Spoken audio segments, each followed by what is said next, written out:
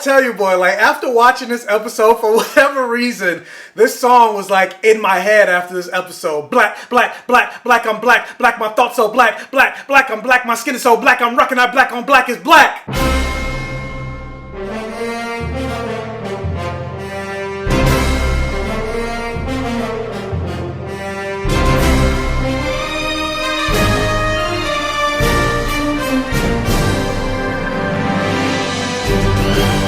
The end of WandaVision was only 2 weeks ago, but I don't know, it just feels so much longer. But we're here with another MCU property. You know what? Actually, when I start every review, I need to start saying this. Welcome to my safe haven. Thank you so much for joining me. And now that you're here, hopefully you decide to stay. But yeah, I was given the opportunity by Disney and Disney Plus to see an early screening of Falcon and Winter Soldier. So I want to say thank you so much to Disney. Honestly, I wasn't even expecting it when I checked my email, but thank you so much. By the time this video drops tomorrow, it'll be Thursday for you guys, so Falcon and Winter Soldier will be coming out on Friday. So today for you is the Snyder Cut, so check that out, and then also check out my review for the Snyder Cut and leave your comments and thoughts for that. And then tomorrow, check out Falcon and Winter Soldier. But anyway, the synopsis for Falcon and Winter Soldier reads, Falcon and Winter Soldier are a mismatched duo who team up for a global adventure that will test their survival skills as well as their patience. And the thing about this show that is much different from WandaVision is this show really gets back into the MCU style that we know and love. And I don't say that in a negative way. The only reason I say that and bring that up is because I know a lot of people did have problems with like those first 3 episodes of WandaVision because it was so different than the MCU style that we were used to. And this show isn't that. This show gets back to that. And also, unlike WandaVision, I believe I read somewhere, but then again, I read that the last 3 episodes of WandaVision were going to be an hour, and that turned out not to be the case. But based on this first episode, I did read somewhere that every episode of Falcon and Winter Soldier is going to be between 45 minutes and 55 minutes. However, with that, the thing that kind of sucks regarding this season is only going to be 6 episodes. So I guess Marvel is just like, sure, we'll give you guys longer episodes, but that means you're getting less seasons. I'm just like, God damn it. But based on this first episode, this really reminds me of the tone and style of, it goes back to Winter Soldier, which is like one of my top 5 Marvel movies. And with that said, like, I'm happy to report, like, I love this show so far. Now granted, I'm only 1 episode in, but based on this 1 episode, like, yeah, I cannot wait to see where this show goes and where this show takes these characters the rest of this season. Like, this show had me hyped. I've seen this first episode twice already, and each time I watched it, I just got more and more excited. And the thing that I love about this 1 episode in particular, and then also something I'm just learning about these Disney Plus properties in general, especially now that we had WandaVision and now we're into Falcon and Winter Soldier, and the thing that I think these Disney Plus properties are allowing for Marvel to do is it's taking these characters that were essentially in the background. You think of Wanda and Vision. Like, yes, there were a lot of people that loved Wanda, mostly because of their connection to her and her character and what she does and the lore and the legacy that she provides from the comics. However, when it came to the MCU, like, there wasn't really a lot to her character, especially Vision as well.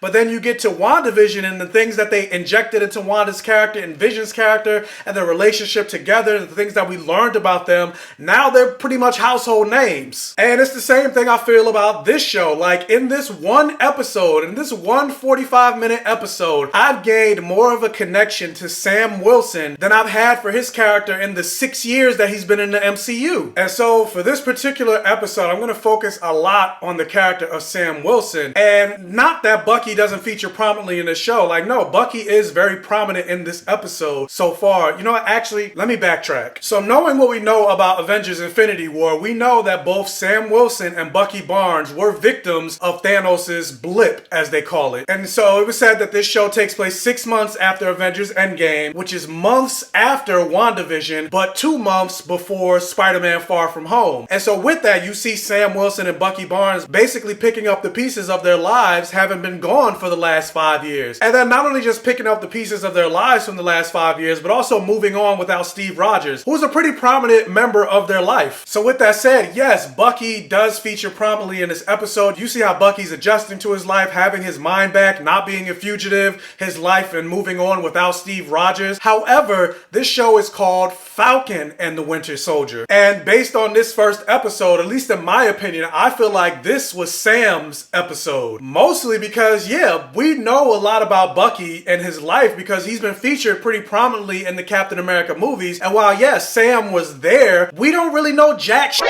about his character. Like, for the most part, we got like a small little bit of background for Sam in the Winter Soldier, but he's pretty much just been there at the behest of Steve. And so, yes, this episode does give you the typical MCU superhero style action that you're used to and have probably been hungry for because it's been a while since we got like a standard MCU show. I think the brilliant thing about this episode and where I believe this episode flies is the mundane aspects of these two characters' lives. Like, you get to see them be people outside of being heroes. And I mean, honestly, like, I think that's the thing that's missing in a lot of superhero properties, period, especially in the comics. Because while, yes, it is epic and great to see the X-Men band together to take down a bunch of Sentinels, but at the same time, like, every so often, I would like to see, like, for example, they say Jean Grey and Misty Knight are Storm's best friends, but like, we really get to really see them hang out. I would love to see a single issue where like Storm and Misty Knight are having a girls' night out, hanging out, going to the movies, going to the bar, going to the club. And then sure, because it's a superhero comic, maybe at the end, I don't know, taking out a bunch of villains, but just having them have interesting conversations as women and as female superheroes within the Marvel Universe. I think it's in those moments that you get character, that you build character. And I'm a character guy. That's the thing that connects me to these properties, because naturally getting to know someone on a deeper level connects you to them. Like, if everything's an event, nothing's an event. And that's definitely the freedom that Marvel now has with these Disney Plus MCU properties. They have the time to breathe a little bit more than they would in a movie. And honestly, I was a little bit surprised by how much blackness they injected into Sam Wilson's story. Now granted, this is a Disney property, this is a Marvel property, so they didn't go too far with it. But I would say for the most part, like outside of Black Panther, they never really delved into the blackness of a lot of these characters, like Sam Wilson or even Rhodey. And there was an article released about this, so it's fair game for me to talk about. So Don Cheadle showed up in this episode as Rhodey, and of course I'm not going to get into specifics of the conversation and the scene in the moment, but just having the fact that there was a moment between Sam Wilson and Rhodey, just having a conversation as men, like, I don't know, it hit me, that scene hit me differently because it just reminded me of something that irks me when it comes to the depiction of black characters within mostly white shows. And granted, black people aren't a monolith, and I'll use The Walking Dead as an example, but for the most part, it is very unrealistic for black people to be in mostly white spaces and not try to connect with one another, not try to check in on one another. And so you had characters like Michonne, Tyrese, Sasha, and for the most part, none of these black characters had a conversation with each other outside of another white person being in the room, especially when it comes to like black women. Like, you have two black women on this show, really the only two black women on this show, and you don't even really see, granted, it doesn't have to be an entire episode, but you don't even really see a scene of them, like, I don't know, even having dinner with each other, having side conversations. It's just like, it's not realistic. And yes, you did have moments, going back to this show,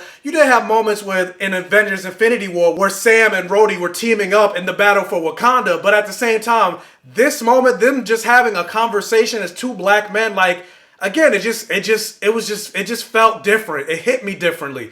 I don't know, maybe that was just me, but once you guys see this show tomorrow, let me know if you probably felt the same way. But yeah, you get to learn more about Sam's home life. Like, I really enjoyed this episode just from that alone. Like, but I'm not gonna continue to belabor the point about Sam Wilson. Like, yes, was the action great? Absolutely. Was the score great? Absolutely. But again, the thing that I really loved about this show and this episode in particular was just learning more about these characters, the mundane aspect of these characters, in particular, Sam Wilson. And so I love the character work that they did and just even this first episode. And so I'm excited. I'm looking forward to seeing the next 5 episodes, you know, because again, there's only 6 episodes. Hopefully, once they get to that final and 6th episode, they don't disappoint me in the end. And granted, I know because it is a superhero property, I know, yeah, sure, this first episode was maybe a little bit quieter, but I'm sure they're going to ramp up the action as they get to episode 2, 3, 4, 5, and finally 6.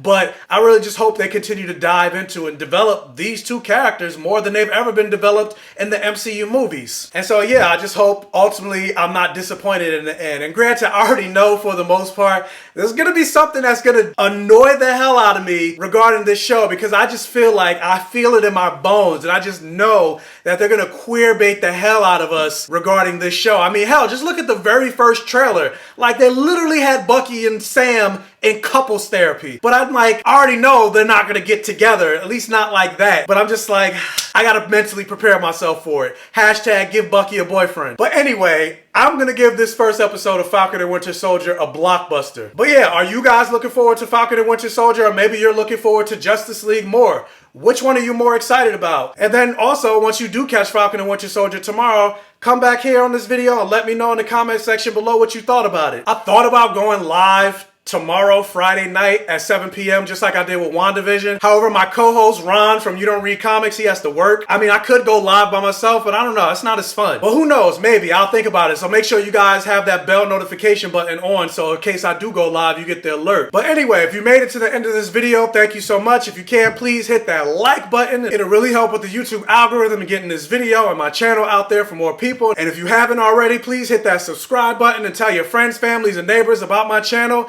to help me continue to grow. And as always, I will catch you guys next time.